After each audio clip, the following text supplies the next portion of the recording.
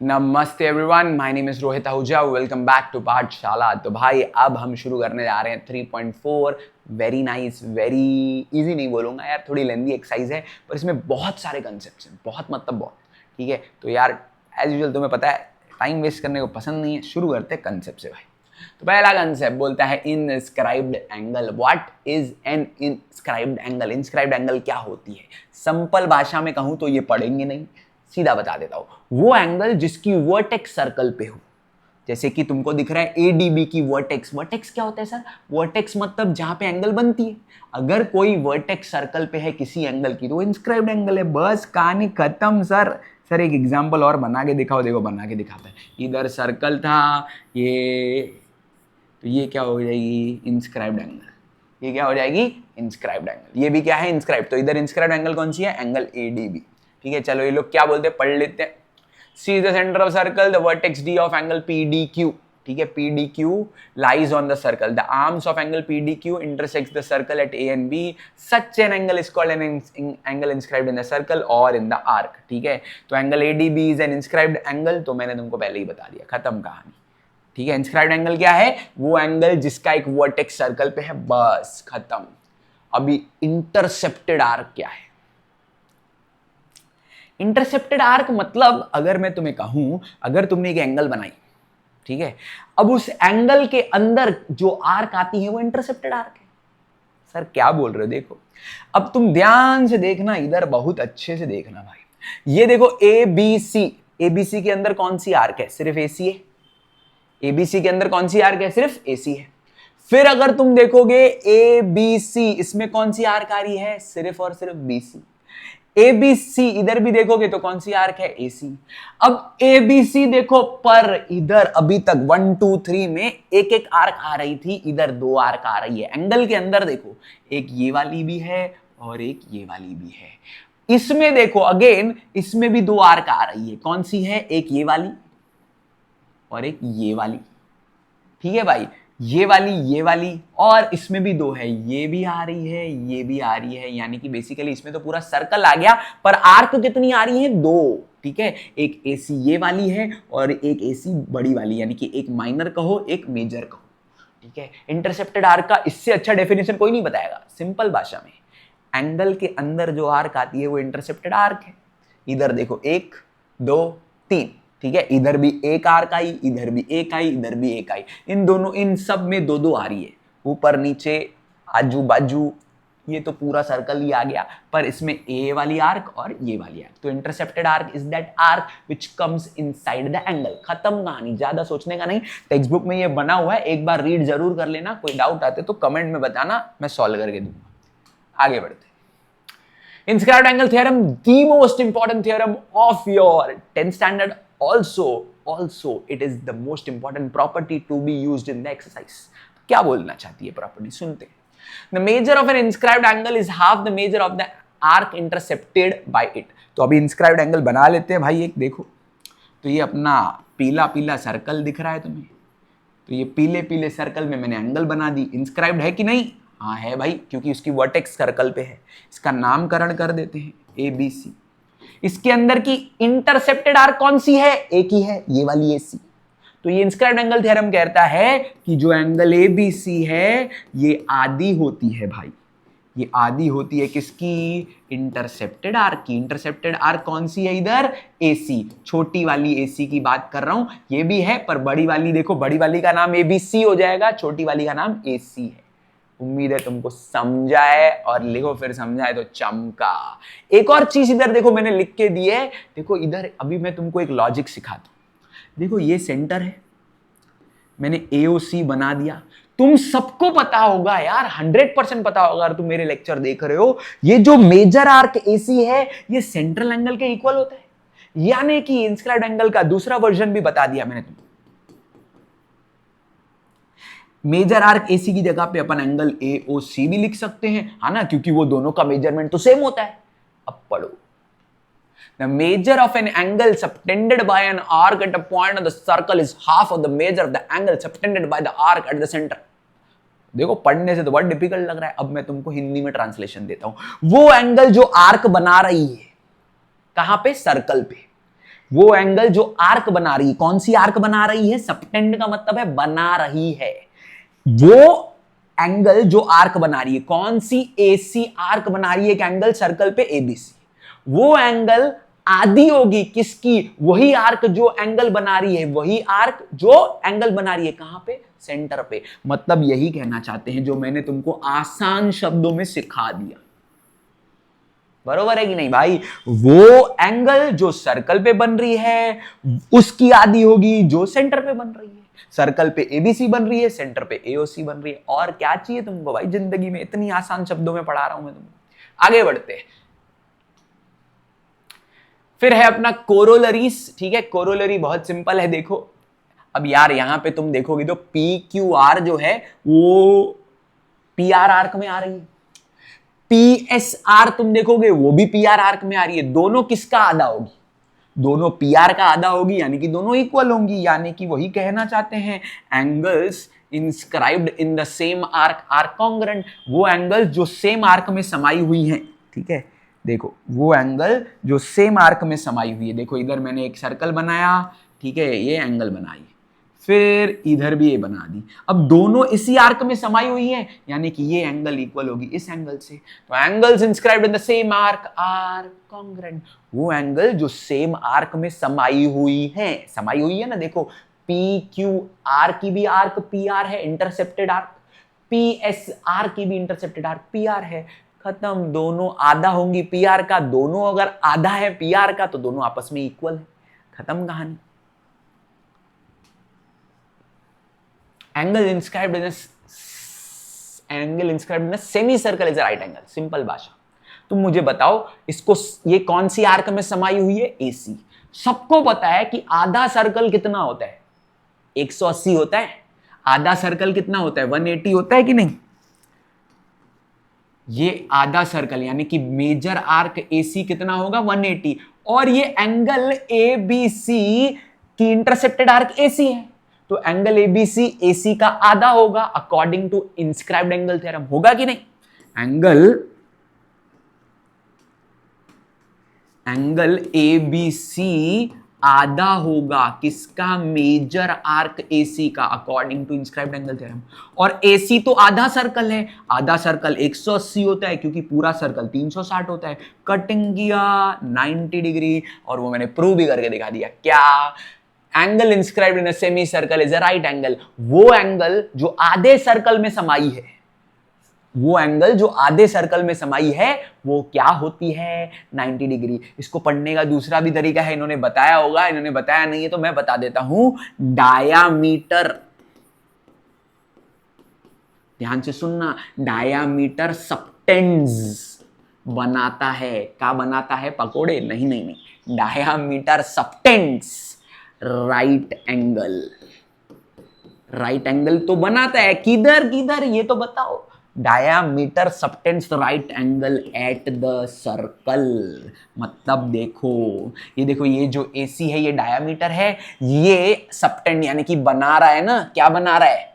90 degree बना रहा है। कहां पे? सर्कल पे। तो तुम याद रखना, ये वाला रीजन लिख सकते हो क्या? Angle inscribed in the semi circle is right angle. या फिर ये भी लिख सकते हो डायामीटर सबटेंड्स। सबटेंड्स मतलब बनाता है। क्या बनाता है? Right angle at the circle. मतलब अगर देखो ये सर्कल बना दिया, एक मिनट, ये सर्कल बना दिया, अगर ये डायामीटर है, अगर डायामीटर ने कोई एंगल बनाई है इधर, कितनी भी एंगल हो, ठीक है, ये सारी की सारी क्या होने वाली है? 90 डिग्री। डायामीटर सबटेंड, ये डायामीटर है, ये डायामीटर क्या करेगा? सबटेंड करेगा, बनाएगा क्या? Right angle. कहां पे? सर्कल पे। खत्म। Theorem of cyclic coordinator very simple. What is the cyclic coordinator? देखो तुम्हारे लिए मस्त फिगर विगर बना के रखी है एकदम सिंपल भाषा में। ऐसा क्वाड्रिलैटरल, ठीक है, ऐसा क्वाड्रिलैटरल जिसकी चारों वर्टेक्स कहां पे हो? सर्कल पे हो। दिख रही है ना बेटा, एकदम जोल करके बनाया है भाई। कुछ जोल है क्या? नहीं ना, एकदम मस्त बनाया है, दिख रहा है सबको। ये क्वाड्रिलेटर है जिनके चारों कॉर्नर जो है सर्कल पे है। ऐसे क्वाड्रिलैटरल को क्या कहते हैं रे? क्या कहते हैं? Cyclic quadrilateral. A quadrilateral whose vertices lie on the circle. quadrilateral whose vertices lie on the circle is called a cyclic quadrilateral. इसका थ्योरम क्या कहता है? सुनो, इसका थ्योरम कहता है ऑपोजिट एंगल्स, ठीक है, ऑपोजिट एंगल, सपोज इसको नाम दिया A B C D, opposite angles of cyclic quadrilateral are supplementary, मतलब angle A plus angle C कितना हो जाएगा, सीधा लिख देते हैं, angle A plus angle C is equals to क्या, 180 डिग्री, खत्म। ए सी भी होगा और बी डी भी होगा, मेरी कोई दुश्मनी नहीं है बी डी से भाई, तो ये भी 180 होगा, खत्म। साइक्लिक क्वाड्रिलेटरल क्या है, ये भी पढ़ा दिया। थ्योरम क्या बोलता है कि opposite angles of cyclic quadrilateral are supplementary. अब आगे बढ़ते हैं, कोरोलरी ऑफ साइक्लिक क्वाड्रिलेटरल। यार ये तो मजा आएगा, देखना क्या पढ़ाऊंगा मैं तुमको ही मजा आ जाएगा। इसमें तुमको किसी की याद आ सकती है, डिस्क्लेमर मैंने पहले ही दे दिया है तुम, ठीक है, ध्यान से सुनना। An exterior angle of cyclic quadrilateral is congruent to an angle opposite to its adjacent interior angle. ये देखो ये साइक्लिक है, मानना ही पड़ेगा क्योंकि मैंने बनाया यार मेहनत से, है ना। अब A B C D cyclic है, अब एंगल ए डी ई मान लेते हैं। एंगल ए डी ई जो है ना वो इसकी एक्सटीरियर एंगल है। ये ऐसा लग रहा है कि 90 है, जरूरी नहीं ना हर बार साइक्लिक क्वाड्रिलेटरल की चारों एंगल 90 डिग्री हो, ऐसा नहीं होगा। अब according to this theorem what it states that कि an exterior angle of cyclic quadrilateral is congruent, equal होगी किससे, angle opposite to its adjacent interior angle. ध्यान से सुनना इसका हिंदी ट्रांसलेशन, ये वाली एंगल अपनी बाजू वाली के सामने वाली के इक्वल होगी। ये वाली कौन सी वाली, एंगल एडीबी अपनी बाजू वाली कौन है, एडीसी, इसकी सामने वाली से इक्वल होगी। यानी कि मैं कहूं angle ADE is equal to angle ABC, ये वाली एंगल अपनी बाजू वाली के सामने वाली से, ठीक है। सर ये तो आप अपनी हमारी पुरानी यादें ताजा कर रहे हो, बाजू वाली सामने वाली दोनों पे दिल आ गया था हमारा।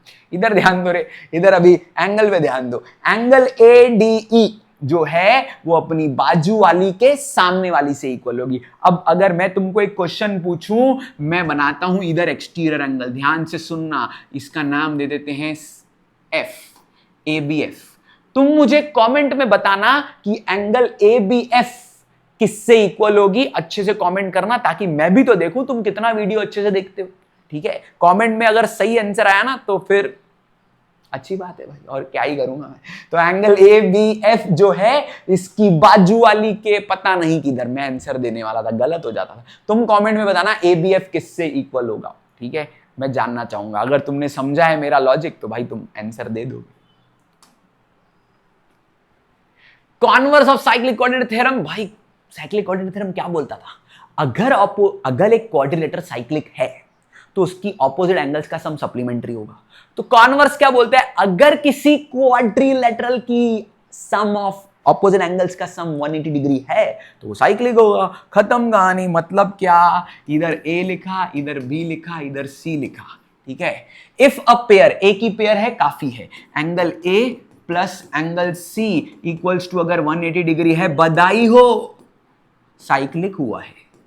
If A plus angle C is 180 degree then quadrilateral A B C D is a cyclic quadrilateral. इसी के साथ मैं तुम्हें एक और खुशखबरी दे रहा हूं, मैं कोई बच्चे नहीं पैदा कर रहा हूं, मैं बता देता हूं तुमको कि वो खुशखबरी ये है कि बेटा रेक्टेंगल, बेटा स्क्वायर, ये दोनों साइक्लिक ही होते हैं। कैसे सर, बेटा रेक्टेंगल के 4 एंगल 90 होते हैं कि नहीं, बताओ तुम मुझे, होते हैं कि नहीं, होती है सर, होती है। क्योंकि बेटा 4 और 90 तो ऑपोजिट का सम 180 डिग्री होगा, ऑपोजिट का सम 180 डिग्री होगा, तो ये थ्योरम वही तो कहता है, if a pair of opposite angles of quadrilateral supplementary then the quadrilateral is what, भाई साइक्लिक, ठीक है, क्लियर है सब। तो भाई अगर ऑपोजिट एंगल का सम 180 डिग्री हुआ तो साइक्लिक होना ही है। तो स्क्वायर का भी होता है, रेक्टेंगल का भी होता है। तुम मुझे कमेंट में बताना क्या पैरेललोग्राम भी एक साइक्लिक क्वाड्रिलेटर है।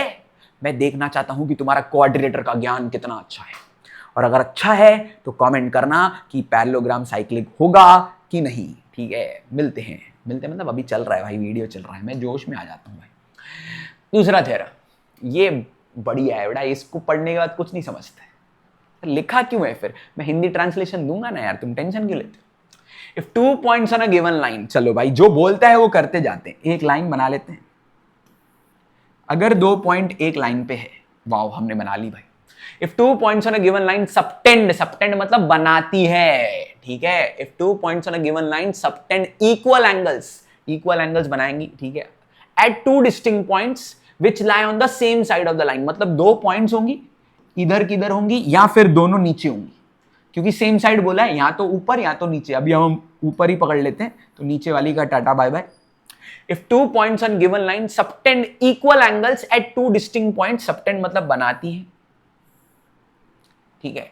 If two points on a given line subtend equal angles at two distinct points which lie on the same side of the line, then the four points are concyclic. कहने का मतलब है क्या, suppose ये ए B C D है, बोल रहे हैं दो पॉइंट्स बी सी जो थी ना वो एक लाइन पे थी, ये दो पॉइंट्स दो अलग पॉइंट्स पे दो एंगल बनाती हैं। ये दो पॉइंट्स दो अलग अलग, कैसे पता चला सर आपको? डिस्टिंक्ट, डिस्टिंक्ट का मतलब तुमको पता ही होगा, नहीं पता है तो लिख लो, डिस्टिंक्ट का मतलब क्या होता है? Different. If two points on a given line subtend equal angles, equal angles बना रही है मतलब अगर ये x है तो ये भी x है। If two points on the given line subtend equal angles at two distinct points which lie on the same side, मतलब दोनों या तो ऊपर दोनों या तो नीचे, which lie on the same side of the line, then the four points, मतलब ये चारों मिलके, देखो बेटा तुम्हारा सर कितना होशियार है, एक झटके में पूरा सर्कल बनाया सही करके, दुक्का लगाया बेटा, ज्यादा होशियार मत मानो मेरे को, ठीक है। तो ए डी सी भी क्या होंगी? कौन साइक्लिक, क्या होंगी? कौन साइक्लिक। सर कौन साइक्लिक क्या होता है भाई? कौन साइक्लिक मतलब इनको चारों को सुमड़ी में लेके एक सर्कल बना सकते हो और ये चारों पॉइंट्स उस सर्कल पे होंगी। कौन साइक्लिक का मतलब they will lie on the same circle, they will lie on the same circle. I hope concyclic is very much clear. दो पॉइंट एक लाइन पे, दो पॉइंट्स अलग, दो पॉइंट्स पे, दो पॉइंट्स एक लाइन पे। सुनो अभी हिंदी ट्रांसलेशन बेस्ट दे देता हूं, मजा आ जाएगा तुम। दो पॉइंट्स एक लाइन पे, दो अलग पॉइंट्स पे एंगल बनाती हैं, कैसी? इक्वल। दो पॉइंट्स एक लाइन पे एंगल बनाती है, दो अलग पॉइंट्स पे इक्वल। ये दोनों पॉइंट कहां पे हैं? सेम साइड पे। अगर ऐसा हुआ तो बधाई हो, इनको लेके तुम एक सर्कल बना सकते हो और ये चारों पॉइंट एक ही सर्कल पे होंगी। इसके लिए इन चारों पॉइंट को क्या कहते हैं रे? कौन साइक्लिक। कौन साइक्लिक मतलब they will lie on the same circle. उम्मीद है तुम्हें कंसेप्ट क्लियर है। इसी के साथ और आगे बढ़ते हैं। इसके बाद यार तुमको ये याद रखना है, ठीक है, यहां पे अगर तुम देखोगे तो जो सर्कल है उसमें कॉर्ड्स इंटरसेक्ट कर रहे हैं अंदर, तो इंटीरियर अगर करते हैं तो प्लस करना पड़ता है। क्या करना पड़ता है? प्लस। ये फॉर्मूला है, this is to be remembered. सीधा बोलता हूं, रट्टा मारना पड़ेगा बेटा, कोई गलत काम नहीं कर रहे हो, क्योंकि ये प्रॉपर्टी है, याद करनी है। इसको प्रूव कर सकते हैं, पर अभी इतना प्रूव करने का टाइम नहीं है, पर अभी याद करो। क्या मैं तुमको याद करने के लिए भी एक अच्छा तरीका बताता हूं। देखो AEC में, ठीक है, मैं लिख के देता हूं एंगल AEC। इधर देखो, AEC के आजू बाजू कौन सी आर्क है? AC और BD। तो तुमको लिखना है हाफ, बीच में लिखना है प्लस मेजर आर्क क्या? AC प्लस मेजर आर्क क्या? BD। खत्म। फिर AEC तुमने निकाला, अगर यही बेटा AEC ऑटोमेटिकली किससे इक्वल होगी? DEB से, because they are vertically opposite. अगर तुमको CEB निकालना है तो CEB कितना आ जाएगा? अभी आमने सामने, CEB के सामने आमने सामने कौन सी है? Major arc CB plus major arc AD। खत्म। Easy, very easy. ये हो गया इंटीरियर। यही कॉर्ड्स अगर मिलती हैं बाहर, बाहर मतलब बेटा सर्कल के बाहर, देखो, तो अगर सर्कल के बाहर मिलती हैं तो क्या होगा? बड़ी आर्क माइनस छोटी आर्क। एंगल कौन सी होगी? एंगल जो तुमने बाहर निकली है, यानी कि BED इक्वल होगी बड़ी आर्क माइनस छोटी आर्क। पहले हाफ लगाना ही है, सेम पिछले में भी हाफ लगाया था हमने, पर फर्क क्या आ गया? अब जब एंगल BED मैं ढूंढ रहा हूं तो हाफ क्या करूंगा? मेजर आर्क, बड़ी कौन सी है? BD माइनस क्या? छोटी कौन सी है? AC। Basically they are intercepted arcs, ठीक है, दे आर इंटर। देखो ना, ये जो BED की इंटरसेप्टेड आर्क कौन सी है? AC और BD। सिंपल, याद रखना पड़ेगा। इसी के साथ मैंने तुम्हारी थियरी खत्म कर दी। अब शुरू करते हैं मजेदार काम, और वो मजेदार काम क्या है मालूम है? एक्सरसाइज। और क्या, देखो, हाँ मजा आ रहा है भाई। प्रैक्टिस सेट 3.4 का पहला सम देखो का बोलत है, का बोलत है, देखो बोलत है कि ये चार एंगल, दो आर्क ढूंढनी है, ठीक है। कुछ तो गिवन होगा। गिवन क्या है, length of chord A B is equal to radius, मतलब रेडियस और कॉर्ड इक्वल है। वाह क्या बात है। सॉल्यूशन से शुरू करते हैं भाई। तो जो गिवन है वहीं से शुरू करेंगे। तो कॉर्ड ए बी जो है ना वो रेडियस से इक्वल है, मतलब ए ओ और ओ बी से इक्वल है। अरे बधाई हो, इक्विलेटरल हुआ है। क्योंकि बेटा ए बी अगर रेडियस से इक्वल है मतलब ए ओ से भी इक्वल होगा और ओ बी से, तो इक्विलेटरल हो गया। देखो मैं क्या लिखता हूं, मैं लिखता हूं क्या, chord A B is equal to क्या, रेडियस। देयरफॉर क्या, A B is equal to O A equal to क्या, इक्वल टू क्या, O A and O B. इधर लिखेंगे क्या गिवन, और इधर लिखेंगे O A and O B are radii. Same circle की लिखने की जरूरत नहीं है भाई, रेडियाई है, खत्म है, वो एक ही सर्कल है उसमें भाई। तो A B equal to O A equals to O B. Therefore क्या, triangle A O B is an equilateral triangle, वो एक इक्विलैटरल ट्रायंगल है। तो इधर रीजन लिखेंगे क्योंकि since all sides are what बेटा, ऑल साइड्स आर इक्वल, खत्म। तो चार, तीनों साइड इक्वल हो गए। चार कैसे होते हैं, ट्रायंगल को तीन ही होते हैं भाई। Triangle AOB is an equilateral triangle since all sides are equal. अब भाई इक्विलैटरल ट्रायंगल की खास बात यह है कि उसकी एंगल हमको पहले से पता होती। हम बोलेंगे angle AOB is equal to 60 degree. Reason देंगे भाई ये एंगल किसकी है, एंगल ऑफ इक्विलैटरल ट्रायंगल। तुम सबको पता होगा इक्विलैटरल ट्रायंगल की एंगल 60 डिग्री होती है, नहीं पता है तो आज बता देता हूं। सर कैसे होती है वो भी बताओ। बेटा एक ट्रायंगल में अगर तीन साइड इक्वल है तो तीन एंगल भी इक्वल है। तीनों एंगल इक्वल है, तीनों का सम 180 डिग्री होता है। तीनों इक्वल थी, सपोज तीनों को मान लिया एक्स एक्स एक्स, तो 3x, तो 3 गया अपॉन में 180 अपॉन 3 हो गया 60। आज मैंने तुमको ये राज की बात बता दी कि 60 डिग्री कैसा आता है। ठीक है, ठीक है, मजा आया कि नहीं बताओ। आगे बढ़ते हैं। तो एंगल एओबी क्या आ गया, 60 डिग्री। अब एओबी चाहिए था यार, वाओ लॉटरी लग गई है। तो इसको अपन बॉक्स में डाल देंगे। अब क्या चाहिए, एओबी के साथ अगर तुम देखोगे तो फ्री है कौन सी, आर्क ए बी। तो मैं लिखूंगा major arc A B is equals to angle A O B. Reason लिखूंगा बाय डेफिनेशन ऑफ क्या, minor arc. Therefore major arc A B भी मिल गया, क्योंकि ए ओ बी कितना आया था अपना 60। चाहिए तो तुमको टाइम पास करना है तो इधर लिखो 1 और इधर लिखो फ्रॉम 1। और क्या, ये नहीं लिखा होता 1 तो भी चल जाता बेटा, क्योंकि इजी है तो अभी अभी हमने किया है, चल जाता है। बट लिखो, ज्योमेट्री में क्या रीजन लिखने होते हैं भर भर के। अब अपन ने ए बी भी ढूंढ लिया, ए ओ बी ढूंढ लिया, 1 और 3 ढूंढ लिया, 2 4 बाकी है। अब देखो 2 4 अभी अभी हमने सीखा, ये जो एंगल ए सी बी है ना, ये तो इंस्क्राइब्ड एंगल है। तो A C B is half of major arc A B. इधर रीजन देंगे बाय इंस्क्राइब्ड एंगल थ्योरम। तो angle A C B, major arc A B अभी अभी ढूंढा है 60, और टाइम पास करना है तो इधर लिखो 2 फ्रॉम 2। ठीक है, तो ए सी बी अपने को मिल गया क्या, 60 का आधा 30 डिग्री। ये भी चाहिए अपने को, बॉक्स में डाल दिया इसको। और ए सी बी आर्क भी चाहिए भाऊ, A C B arc, oh my god very big. तो हम लोग लिखेंगे कैसे, देखो अपन लिख देते हैं इधर मेजर आर्क, ये इसका बॉक्स भी गुम हो गया। अपन लिखते हैं बड़ा प्लस छोटा measure arc A B plus major arc A C B equals to 360 degree. Reason तुमको पता है, measure of entire circle is 360 degree. Measure of entire circle is 360 degree. अब ए बी तो अपन ने ढूंढा था कितना 60, तो माइनस प्लस तो करने आता ही होगा तुमको। 360 डिग्री ये इधर रखेंगे as it is, 360 minus 60, answer 300।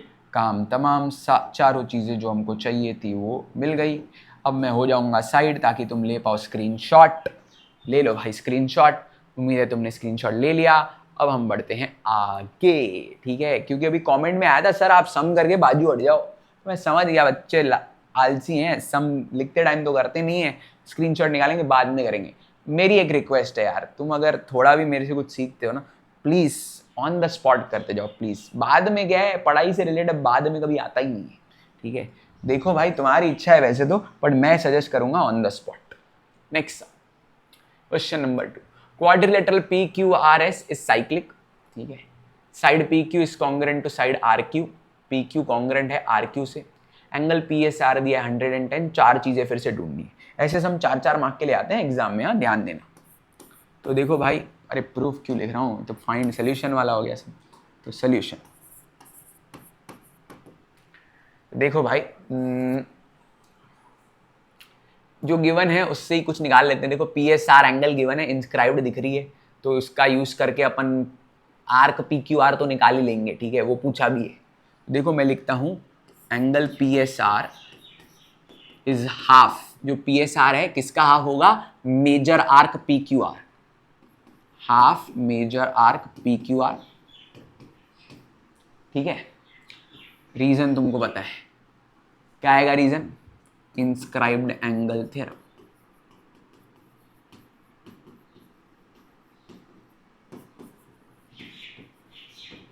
अब पी एस आर तो इधर उल्टा है ना, क्योंकि अपने को पी एस आर गिवन है, एक्चुअली पी एस आर कितना गिवन है 110, तो major arc P Q R मिल जाएगा, डबल करेंगे ना, और क्या कैसे करेंगे देखो, 2 डिवाइड में इधर आएगा मल्टीप्लाई, तो 110 into 2 measure arc P Q R, therefore major arc P Q are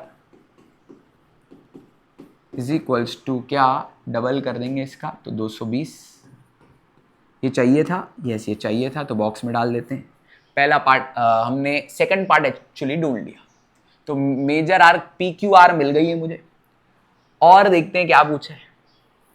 अब पी क्यू आर पूछा है और एंगल पी क्यू आर भी पूछा है, ठीक है। एंगल पी क्यू आर ढूंढने के लिए हम देखो क्या कर सकते हैं, ये देखो पी क्यू आर और पी एस आर का एक और काम कर सकते हैं। देखो देखो ऑर्डर ना इंपॉर्टेंट नहीं होता है, तुमने पहले ये फाइंड किया चलता है। कुछ लोग को डाउट आता है सर ऐसा कर सकते हैं, 100% कर सकते हैं यार, दिमाग में जो क्लिक हुआ। मैं घर से याद थोड़ी करके आऊंगा कि पहला ये करना है वो करना है, कोई भी याद नहीं करे जाता है। जो एग्जाम में तुमको क्लिक होता है डू इट, ऐसा नहीं पहले ये लिखो, ये पहले लिखो बेटा, सम लिखो, कंसेप्ट पे फोकस रखो, सब सही होगा। अब मुझे याद आ रहा है कि पी क्यू आर भी निकाल सकता हूं, क्योंकि पी क्यू आर और पी एस आर अभी मैं देख रहा हूं ये तो साइक्लिक भी है, दिया भी है अपने। तो अपन बोलते हैं angle P Q R plus angle P S R equals to 180 degree. Reason देंगे by theorem of cyclic quadrilateral. Cyclic quadrilateral का थ्योरम यही तो बोलता है कि opposite angles of cyclic quadrilateral are supplementary. तो पी क्यू आर अपने को ढूंढना है, और ये हो जाएगी 110, माइनस करोगे तो पी क्यू आर भी मिल जाएगा तुमको। 180 माइनस 110 कितना हो जाएगा भाई 70। तो ये भी अपने को चाहिए, ये भी हमने ढूंढ लिया। तुम चाहो, तुम बहुत सुपरस्टिशियस हो सर हम पहले ये लिखें, लिखो यार कुछ भी लिखो, पहले ये लिखो बाद में लिखो, डजेंट मैटर भाई। अब आगे बढ़ते हैं, क्यू आर आर्क भी चाहिए अपने को, क्यू आर। तो क्यू आर आर्क कैसे ढूंढेंगे देखो, अपने को क्या क्या पता है भाई। क्यू आर जो है कैसे ढूंढने देखते हैं, कैसे कैसे कैसे आएगा रे, कैसे आएगा, ठीक है। देखो मेरे को क्यू आर ढूंढना है, अब मेरे पास देखो क्या क्या ऑप्शंस है क्यू आर ढूंढने के। मैं एक काम करता हूं, क्यू आर मुझे ढूंढना है, मैं एंगल ये जो है ना पी आर क्यू, ठीक है, ये भी ढूंढनी है, दोनों ढूंढना है। एक चीज गिवन है जो अभी तक यूज नहीं किया, देखो हमने PSR यूज कर लिया 110, हमने कोऑर्डिनेटर साइक्लिक कोऑर्डिनेटर यूज कर लिया, हमने ये यूज नहीं किया है बेटा, इसको यूज करते हैं। तो हम लोग लिखते हैं कि PQ अपन लिखते हैं कॉर्ड, सर इधर तो साइड है, कॉर्ड लिखो यार, कॉर्ड है ना सर्कल का तो भी चलेगा, chord is congruent to chord, कौन सी कॉर्ड, RQ। और अगर दो कॉर्ड इक्वल है तो मेरे दिमाग ने बत्ती जला दी है, किस चीज की, दो आर्क भी इक्वल है, PQ और क्या QR आर्क भी इक्वल होंगी, हम लोग लिखेंगे measure arc PQ is equal to measure arc RQ। Reason तुमको पता है क्या, वो आर्क करस्पॉन्डिंग टू जो सामने होती है किसके, कॉन्ग्रुएंट कॉर्ड्स, कॉन्ग्रुएंट का स्पेलिंग पूरा लिखना है तुम लोग, कॉन्ग्रुएंट कॉर्ड्स आर कॉन्ग्रुएंट, ठीक है। अब इससे अपना भला हो गया, क्यों भला हो गया, क्योंकि PQR तो मैंने ढूंढ लिया है मेजर आर्क। अब देखो मैं इसको लेट करके, ठीक है, अलग से लिख लेता हूँ, ऐसे मैं हूँ सुस्त बहुत इन मामलों में, हाँ वैसे तो बहुत एक्टिव हूँ, बाकी ये सब बार बार लिखने को होता नहीं, लेट करके लिख देता हूँ इसको X। अब मैं लिखता हूँ measure arc PQR, PQR is equals to measure arc PQ plus major arc RQ, इधर आएगा क्या, आर्क एडिशन पोस्टुलेट, क्या आएगा, आर्क एडिशन पोस्टुलेट। अब मेजर आर्क PQR हमने निकाल के रखा है, इधर दे दो रिजल्ट नंबर 1, इसको पुट कर दो भाई 220 और इन दोनों को XX ले लो, ठीक है। ये कहाँ से आया, फ्रॉम 1 लिख देना, XX कहाँ से आया, ऊपर ही है तो उसका रीजन नहीं लिखा चलेगा, तो ये हो जाएगा 2X, तो X इक्वल टू हो जाएगा 220 अपॉन 2। सर आपने 2X इधर लिख दिया, ये 220 इधर लिख दिया, माइनस माइनस होगा, नहीं रे कुछ भी नहीं होगा, ऑर्डर चेंज किया चलता है, A इक्वल टू B था, B इक्वल टू A लिखा, चल जाता है। आंसर आएगा क्या, 110, X 110 आया, मतलब भाई अपने को QR आ गया, भाई QR चाहिए था, therefore major arc QR is equals to 110। तो अभी अपन ने 1 2 3 चीजें ही ढूंढनी है, अभी PRQ बाकी है भाई, हो गया, PRQ भी हो जाएगा भाई, इधर करता हूं, तो एज यूजुअल भाई एकदम इधर जगह खाली है ना, तो इधर करता हूं।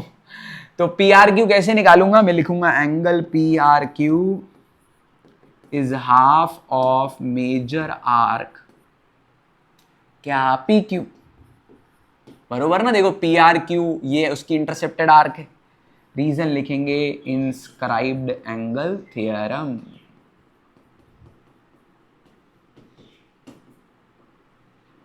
पर हमने मेजर आर्क PQ को तो X लिया था और X की वैल्यू तो हमने ढूंढ के रखी है, X क्या आया है 110, 110 का आधा होता है 55 और तुम हो बचपन में, ठीक है।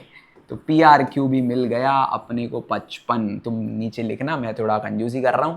तो ये सम का फर्स्ट पार्ट, ये सेकंड पार्ट और ये थर्ड पार्ट। तो अभी मैं हट जाता हूं, तुम ले लो भाई इस स्क्रीनशॉट, उम्मीद है तुमने ले लिया है स्क्रीनशॉट, आगे बढ़ते हैं।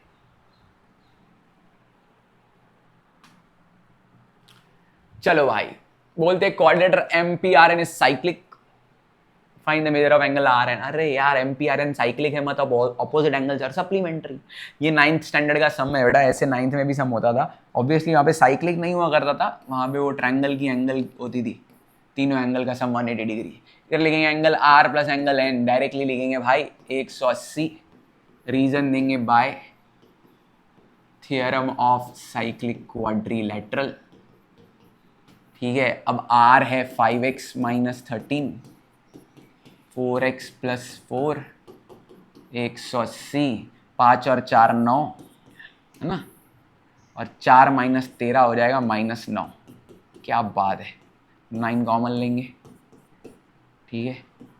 तुम वैसे भी कर सकते थे, जो तुमको अच्छा लगता है करो यार, तुम 9 को उधर बेच सकते थे, मेरे को अभी फटाफट ये आया तो ये कर लिया।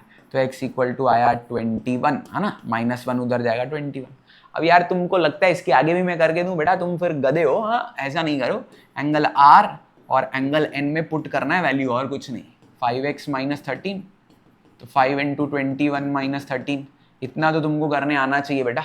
ये खुद से करना और मुझे कमेंट में बताना एंगल आर इतना आया और एंगल एन आया। वीडियो को पॉज करो, अभी का अभी करो, थोड़ा तो यार मैथ्स करो साथ में मेरे, ठीक है। एंगल आर और एंगल एन कमेंट करके अभी का अभी रफली कर लो भली, पर मुझे आंसर पक्का चाहिए। वीडियो को पॉज करो और करो, ठीक है। तो ये सम का सोल्यूशन का फोटो लेना है तो ले लो, आगे बढ़ते हैं।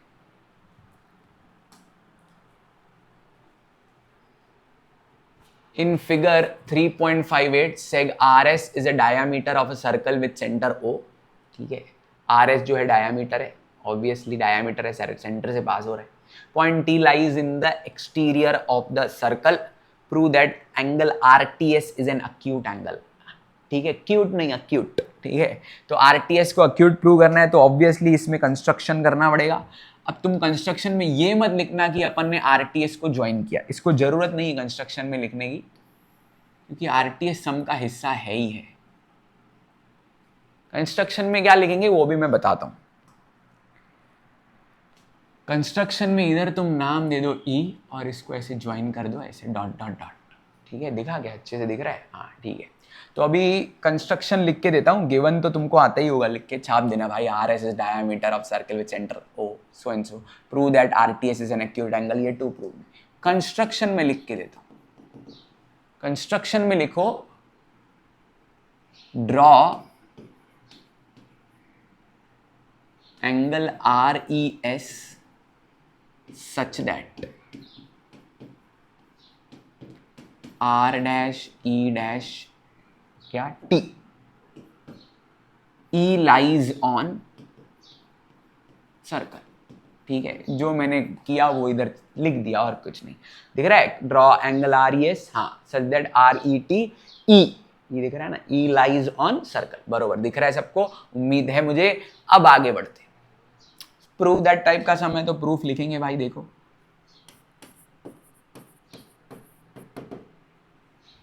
देखो ई सर्कल पे है, ये तुम बोल चुके हो भाई, और आर एस क्या है, डायामीटर है। तो मैं लिख देता हूं सीधा सीधा लिख देता हूं angle R E S equals to 90 degree. Reason तुमको दो प्रकार के हैं, लिख सकते हो डायामीटर सबटेंस राइट एंगल, या एंगल समाई हुई आधे सर्कल में 90 डिग्री होती है। Angle inscribed in the semi circle is 90 degree. मैं लिखता हूं डायामीटर सबटेंस राइट एंगल, कहां पे, right angle on circle. Diameter circle पे राइट एंगल बनाता है, इसके लिए आर ई एस 90 डिग्री है। अब मैं लिखता हूं angle R E S plus angle T E S equals to 180 degree, ठीक है। चल 180 degree, reason angles in LP, angles in linear pair. Sir linear pair क्या होता है हमें पता नहीं है, डूब मरो भाई। लीनियर पेयर एक ही लाइन पे दो एंगल बनती है लीनियर पेयर। देखो जो टीईएस है और आरईएस दोनों एक ही लाइन पे बन रही है, कौन सी है, टीआर, तो ये लीनियर पेयर है। तो तुमने एंगल टीईएस, ये तो ऑलरेडी 90 ऊपर ऊपर निकाली है मैंने,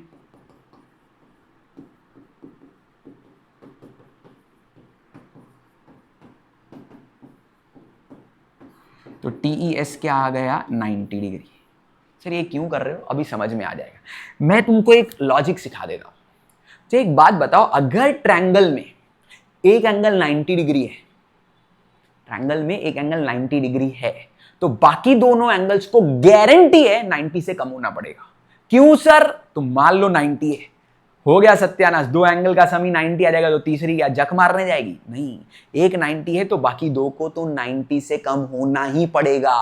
किसी लॉजिक को ध्यान में रखते हुए मैं देखो क्या करता हूं, मैं लिखता हूं यहां पे, देखो पहले इसको टाटा बाय बाय कर देते हैं भाई, चल भाई तू निकल।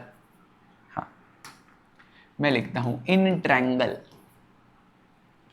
टीईएस, ठीक है, angle TES is equals to 90 degree. इधर अपन ने प्रूव किया है, हम लिखेंगे from 1, therefore remaining angles are less than 90 degree. That is angle T angle ETS and angle EST are acute। बरोबर, मैं लिखता हूं angle ETS is less than 90 degree. अब ध्यान से देखो, ETS को अपन RTS भी लिख सकते हैं। क्यों सर? क्योंकि बेटा RET एक ही लाइन में, देखो एंगल ये हो या एंगल को एक्सटेंड कर दिया, ठीक है, थोड़ा अच्छे से बनाते हैं, चल भाई को, हाँ, एंगल ये हो या इसको एक्सटेंड कर दो, एंगल को कोई फर्क पड़ने वाला नहीं है। तो ETS भी, ETS को क्या लिख सकते हैं? RTS, that is angle RTS is less than 90 degree. क्यों? रीजन लिखेंगे, because RET are collinear, that is angle RTS is an acute angle. इसी के साथ हमने ये भी प्रूव कर दिया, और नीचे पेट्रोल पंप की जय हो, हेंस प्रूव्ड। समझा कि नहीं? आगे बढ़ते हैं भाई, समझा होगा, पहले पीछे हो जाता हूँ, एक बार ले लो स्क्रीनशॉट भाई, ठीक है? ठीक, मैं अभी कोशिश करता हूँ कि इनका एक PDF बना के ना नीचे डिस्क्रिप्शन में दे दूँ, कोशिश करता हूँ यार, इसमें कुछ गड़बड़ है, मैं नोट करके लिख नहीं पा रहा हूँ, तो देखते हैं वो हम लोग, इसका मैंने सोल्यूशन मांगा है उनसे, तो वो भी मैं करता हूँ, PDF बना के तुमको दे दूंगा। अभी आगे बढ़ते हैं। Prove that any rectangle is cyclic quadrature. The easiest sum in the book of circle chapter. Circle chapter में easiest sum, मेरे को लगता है पूरी ज्योमेट्री में easy sum है। देखो कहीं से इस sum में बहुत टाइम पास है, पर मैं करके देता हूँ थोड़ा थोड़ा। क्या बोलते हैं अपन इसमें, अभी देखो एक क्वाड्रिलेटरल बनाते हैं, अभी थोड़ा शेप वेप का यूज करते हैं अपन। इधर देखो, अपन ने एक रेक्टेंगल बना दिया, चलो मस्त वाला रेक्टेंगल देखो। अब इसको नामकरण दे देते हैं, गिवन लिखेंगे क्वाड्रिलेटरल ABCD। का है रे, क्योंकि कोई भी रेक्टेंगल बनाना है तो एनी रेक्टेंगल, तो quadrilateral ABCD is an rectangle, is a rectangle लिखो भाई, ठीक है? वैसे तो मैथ सही है, कुछ फर्क नहीं पड़ता भाई, कुछ भी लिखो चलता है। Quadrilateral ABCD is a rectangle to prove quadrilateral ABCD is a cyclic quadrilateral. Sir ये इजी आप क्यों करके दे रहे हो? क्योंकि बच्चे इसमें कंफ्यूज होते हैं कि लिखें कैसे, ठीक है? तो इसके लिए करके दे रहा हूँ। कंस्ट्रक्शन वगैरह कुछ नहीं, एकदम टाइम पास है ये। हम बोलेंगे angle A is equal to angle C equals to 90 degree, angle of rectangle. हम बोलेंगे angle A plus angle C 90 plus 90 क्या हो गया? 180 डिग्री। देयरफॉर क्या quadrilateral ABCD is a cyclic quadrilateral? क्यों? कैसे? By converse of cyclic quadrilateral theorem. क्योंकि ये थ्योरम हमको बोलते हैं ना, अगर किसी की ऑपोजिट एंगल्स का सम 180 डिग्री आया तो वो क्या होती है, क्या होता है वो क्वाड्रिलेटरल? साइक्लिक होता है। ऑपोजिट एंगल्स का सम आ गया ना, A और C का सम क्या आ गया? एक ही पेयर काफी है बेटा, क्योंकि एक पेयर हुआ तो दूसरे को, दोनों को 180 बनना ही पड़ेगा, इसके लिए एक ही पेयर काफी है। उम्मीद है ये समझा, बहुत ही आसान सम, इसके लिए मैंने करके दिया क्योंकि लिखने में दिक्कत आ, कभी कभी बहुत आसान भी, सर लिखें कैसे, आज वो भी करके दे दिया भाई। तो स्क्रीनशॉट लेना है तो ले लो, आगे बढ़ते हैं। चलो भाई, in figure so and so altitude YZ and XT of quadrilateral W triangle WXY intersected P, prove that WZPT is cyclic। चलो WZPT को साइक्लिक करना है, देखो कैसे करेंगे। प्रूव दैट टाइप का समय गिवन टू प्रूव लिख लेना, और कंस्ट्रक्शन इसमें कुछ नहीं है। देखो अपने को पहले से पता है कि YZ परपेंडिकुलर है किसको? WX को, और XT परपेंडिकुलर है किसको? WY को। ये हम लिखेंगे गिवन, लिखेंगे दैट इज एंगल WZ ठीक है, W Z Y equal to 90 degree, angle W T X equals to 90 degree, ठीक है, परपेंडिकुलर है तो 90 होगा। अब देयरफॉर हम लिख सकते हैं एंगल डब्ल्यू जेड पी भी 90 है, ठीक है। क्यों 90 है? क्योंकि डब्ल्यू जेड वाई बोलो या डब्ल्यू जेड पी बोलो, रीजन देंगे जेड डैश पी डैश क्या वाई, थोड़ा वाई अच्छे से लिखते हैं भाई, एक्स लग रहा है, हाँ, इसको दे दो रिजल्ट नंबर 1।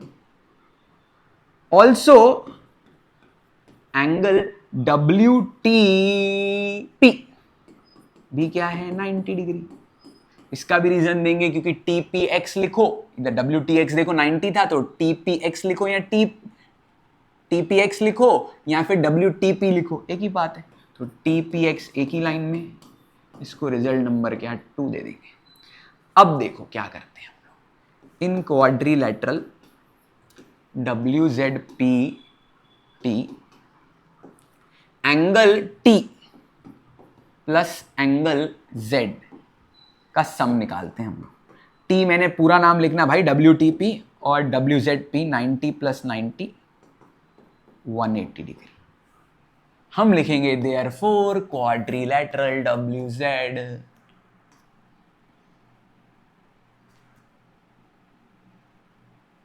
चल भाई जा नहीं रहे, W Z P T is an cyclic quadrilateral, ठीक है, is an cyclic quadrilateral is लिखो भाई, लिख लेना भाई, W Z P T is a cyclic quadrilateral by, कैसे पता चला, by converse of cyclic quadrilateral theorem, ठीक है। तुमने पूरा लिखना, तुम भी ये बॉक्स वॉक्स मत बनाने, ये बॉक्स का मतलब होता है क्वाड्रिलेटरल, तो क्वाड्रिलेटरल में पूरा नहीं लिखूंगा, तुम स्पेलिंग पूरी लिखना भाई, एग्जाम तुमको देना है, मेरे को नहीं, मैंने पहला पार्ट खत्म कर दिया।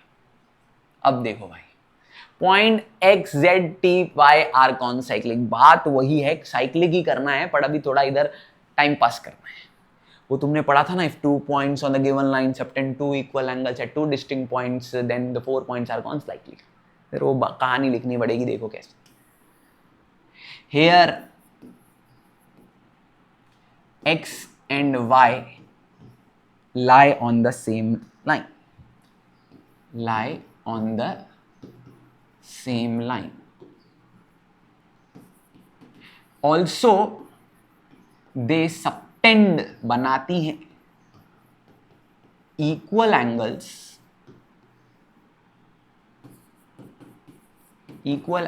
at 2 distinct points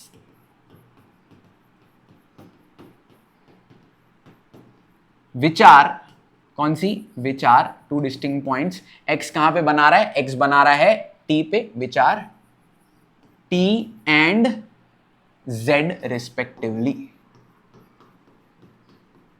therefore तो हमने बरोबर लिख दिया, here x and y lie on the same line, also they subtend equal angles at distinct points which are t and z respectively.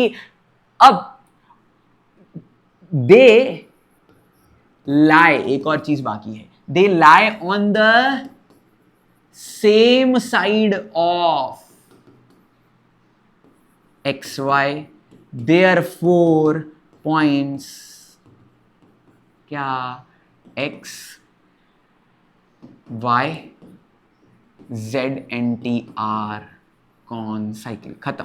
इतना ही लिखना, एग्जाम में मार्क्स मिल जाएगी बेटा, क्योंकि तुमने क्या है, थ्योरम को सुनो, थ्योरम जो था ना वो पूरा, उस थ्योरम को तुमने इस सम के अकॉर्डिंग लिख दिया। कैसे, x and y lie on the same line, वही बोलते हैं ना, if 2 points on the given line subtend 2 equal angles at 2 distinct points which lie on the same side of the line are क्या कौन cyclic, तुमने भी वही किया, तुमने बताया x and y lie on the same line, also they subtend बनाती है क्या, इक्वल एंगल्स, कहां पे, at 2 distinct points which are, कौन सी हैं वो, T and Z respectively, they lie on the same side of X Y, मतलब पूरी कंडीशन ट्रू हो गई, देयरफॉर इसकी वजह से क्या होता है, points X Y Z and T are concyclic, उम्मीद है दिख रहा है ये वाई, ठीक है, X Y Z and T are concyclic, ठीक है, आगे बढ़ते हैं नेक्स्ट सम।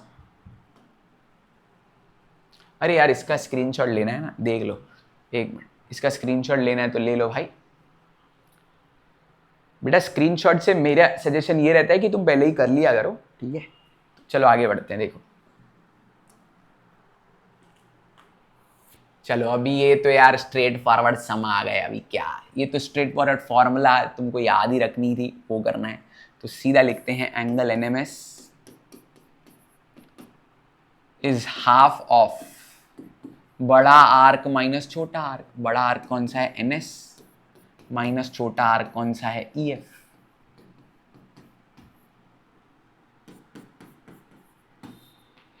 एनएस, एनएस अपने को गिवन है, हाँ एनएस अपने को गिवन है कितना, 125, और ये कितना गिवन है, 37, ठीक है। तो भाई इसको माइनस करके आता है तुमको, माइनस करके हाफ करने आता है तो कर लेना भाई, ये तुम्हारे लिए छोड़ रहा हूँ। मुझे कमेंट में आंसर चाहिए, टाइप करना एंगल एनएमएस, अभी का अभी टाइप करो, माइनस करके आधा करके बताओ।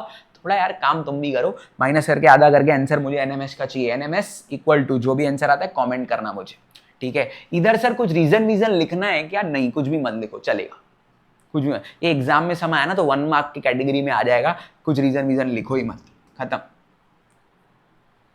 सेम अभी इधर क्या है, अंदर मिल रहे हैं तो एंगल कौन सी पूछिए, इधर एंगल दी है, कौन सी, एंगल ए बी ई। तो अगर अंदर होता है तो प्लस होता है, आजू बाजू ए बी के आजू, मतलब ऊपर कौन सी है, A E, major arc A E plus major arc क्या, डी सी। चलो तो ए बी ई इधर दे दिया है 108, मेजर आर्क ए ई भी दिया है, कितना दिया है, 95।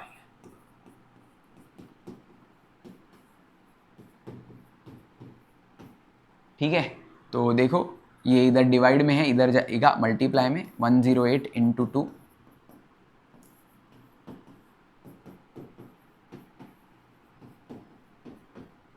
एक 108 का डबल कितना होता है, 216। अब इसका आंसर भी मैं तुमसे चाहूँगा माइनस करके बताना कमेंट में कि क्या आया। मेजर आर्क, थोड़ा काम तुम भी करो आखिरी में जाते जाते। Measure arc D C is equals to 216 minus 95 है, तो बहुत इजी, पर तुम कमेंट करो ताकि मैं भी तो देखूँ कितना एक्टिव पार्टिसिपेशन है, ठीक है। तो कमेंट में इसका आंसर बताना। इसी के साथ हमने खत्म कर दी ये ज़बरदस्त एक्सरसाइज, मिलते हैं अगले वीडियो में अगली एक्सरसाइज के साथ।